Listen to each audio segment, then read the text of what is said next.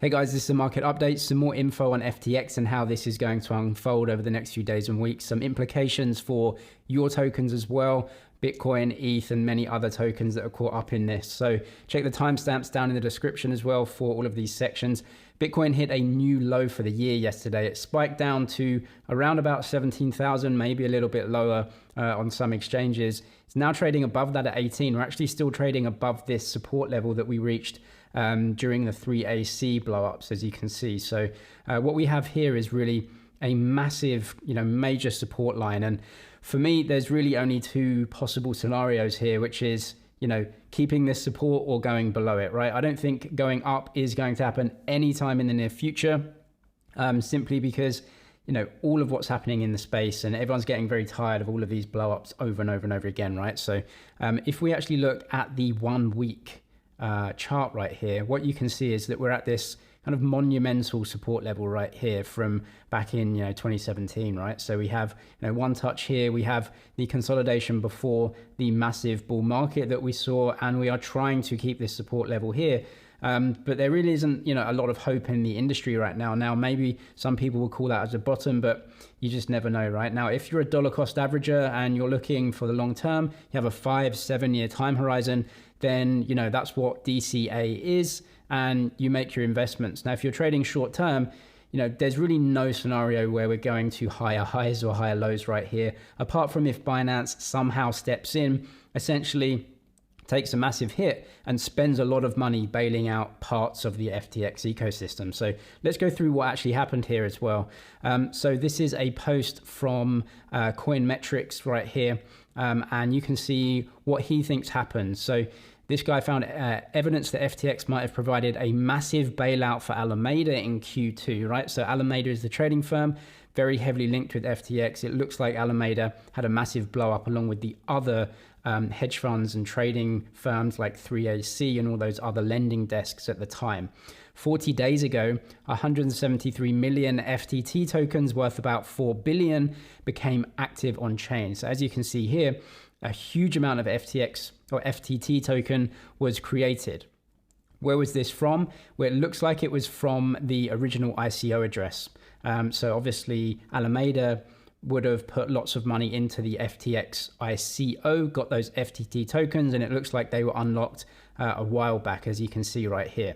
Now, why that's important is because it looks like Alameda actually used those to collateralize a loan. So that day, September 28th, over $8.6 billion worth of FTT was moved on chain. This is by far the largest daily move of FTT in the token's existence, as you can see right here. So a lot of FTT tokens getting unlocked as part of that ICO contract for Alameda. What Lucas found is a peculiar transaction that interacted with a contract from the FTT ICO, as you can see here. What happened though is that the recipient of the $4.19 billion worth of FTT tokens was Alameda Research, and what they did is sent that entire balance to the address of the developer, which was some address controlled by FTX. So Alameda got $4-5 billion worth of FTT token unlocked, and that went straight into FTX.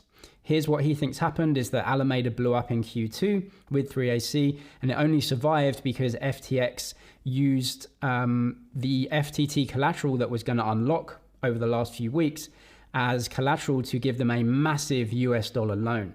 Now, there's nothing fairly unusual about that, right? Giving someone a loan as collateral.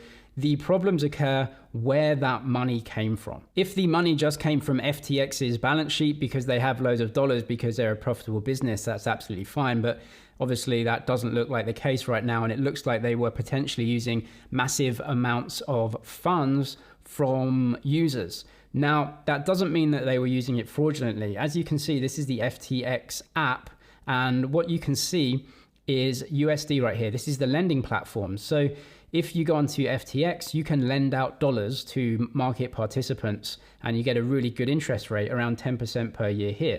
Now, there is currently around 600 million USD. There's 230 million USDT. So let's call this almost $1 billion worth of assets right here in BTC, ETH, USDT, and US dollars.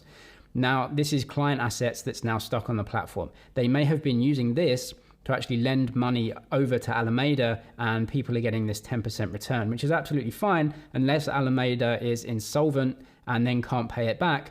Also, if everyone tries to withdraw all of their assets at one time, which is what happened, obviously Alameda, they're getting a margin call saying, hey, we need all of the cash back, and they don't have it. That's what leads to an insolvency, and that's probably what happened in this case. So there isn't any evidence of fraud or wrongdoing, but certainly this lending could have caused a massive insolvency. But there may also have been, fraudulent behavior in terms of telling people things that weren't actually true as well, but we'll leave that to the lawyers. We can also see big withdrawers from FTX over the last few days. These people have withdrawn massive amounts of Ethereum mostly, although I'm sure there are other assets that haven't been tracked. But you can see this dashboard here is from Nansen. Nexo themselves withdrew $219 million worth of ETH. You have a bunch of other addresses right here, all withdrawing ETH, but I'm sure other assets have been withdrawn as well. Now, this is something that was posted that is potentially a lot of the assets that Alameda was holding. This will all be liquidated, of course, if they're insolvent and they're bankrupt and bust. This will all be liquidated. So US dollars, $75 million worth. We have wrapped Bitcoin here.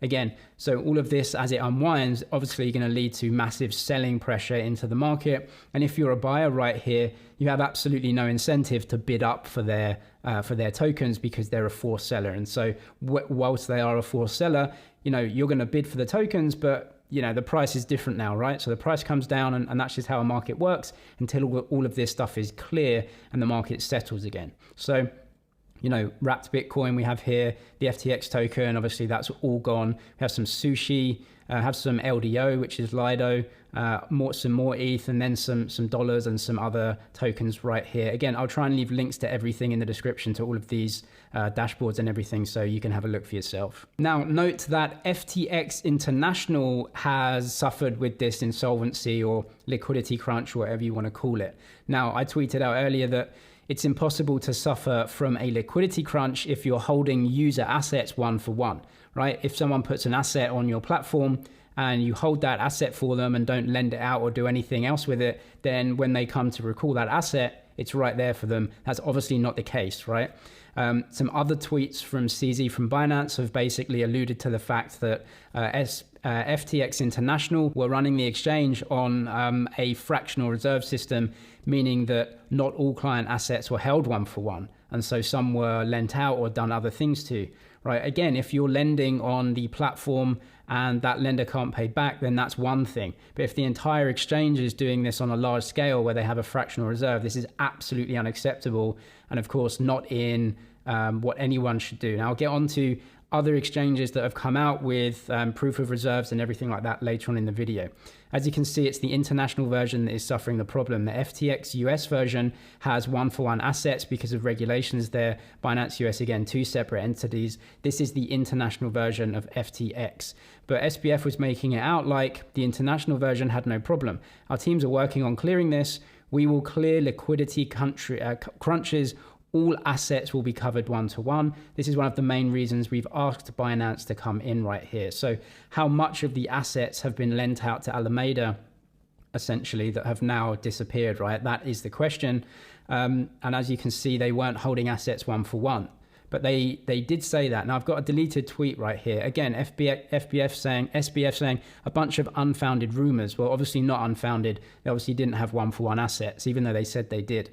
Like you can see here, this is deleted, by the way. This is a since deleted tweet, which may obviously be used in the future in court proceedings. FTX has enough to cover all client holdings. That is untrue. We don't invest client assets even in treasuries. Obviously also untrue, right? Otherwise they would have the assets there. So what are they doing with them? If they just had a liquidity problem where they had US dollars in a bank account, it would take a few days for a wire, then they could just pause withdrawals and show evidence of that happening, but they obviously can't. We have been processing all withdrawals and will continue to be. Obviously, again, not true, right? So there must be some issue here where some client holdings have been used to fund loans to Alameda, which is the most probable scenario. But an important distinction here is that SBF may be talking about .US holdings, right? So the .US, the US entity, does apparently have one for one. The international site obviously doesn't.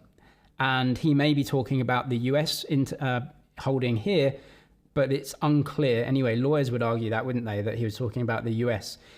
So you can see they're working on clearing out the withdrawal backlog as is. This will clear out liquidity crunches. All assets will be covered one-to-one. Well, only if Binance actually go through with this, and they don't have to.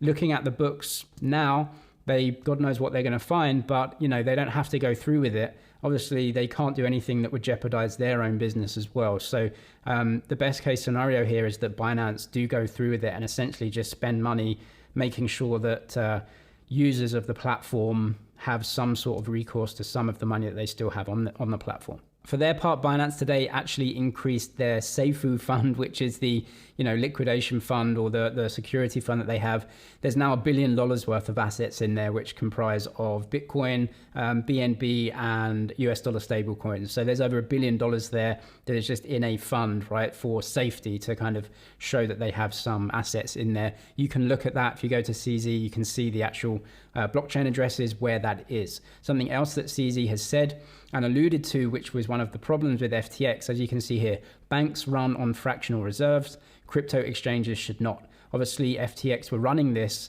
and God knows what they were doing with the other reserves, lending it out and trying to trade with it and be clever with it. Obviously, being clever is not something you want an exchange to be. You just want your assets there one for one.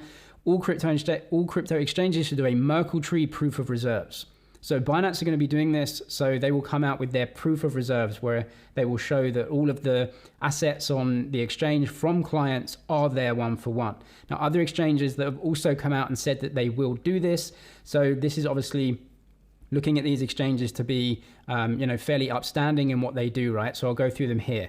These are a list of exchanges that have either said they will do Merkle proof of reserves, Merkle tree proof of reserves, or they have completely distanced themselves from any exposure to FTX and Alameda. Brian Armstrong here from Coinbase, no material exposure. Now, Coinbase is a US listed equity, and so everything will be above board there and safe in terms of the way that they run their accounts and books. So I don't think Coinbase has anything to worry about in this regard. Crypto.com as well, they have never engaged in irresponsible trading. FTX exposure is immaterial, $10 million lost, apparently, I'm sure, from global revenue surpassing $1 billion. Now, we also have Justin Sun with Huobi, which he just took over, and Poloniex. They will be doing another Merkle tree. They did one about a month ago, but they will be showing this very soon yet again to show their transparency. We also have Gracie Chen here from BitGet. As we can see here, we already launched a $200 million US protection fund. So that's segregated protection fund. And they're also going to start and also share their Merkle tree proof of reserves as well. We also have OKX here that came out. All major crypto venues should do this. They are going to do theirs as well. And we have Gate.io, again, just actually finished a proof of reserves as well. And they will continue to do this. And another one right here is KuCoin, again, saying, they don't really have any exposure to FTX. Protecting funds is top priority, and they will release their proof of reserves as well. So these exchanges are coming out saying they're happy to share their proof of reserves. And so obviously upstanding in the case of actually holding client assets one for one, which is obviously expected and necessary as a crypto exchange. Check the links in the description to some of the resources and dashboards that I used in this video as well if you want to see them for yourself. I'm James with MoneyZG. Cheers for watching, and I'll see you in the next one.